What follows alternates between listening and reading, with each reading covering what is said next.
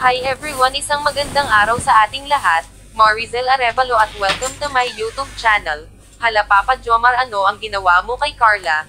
Grabe mga kalingap, sobrang saya at sobrang kilig na talaga ang drum car dahil ito ay may subuan na naganap nung kaarawan ni Papa Jomar. Ganito na talaga sila kasweet sa isa't isa.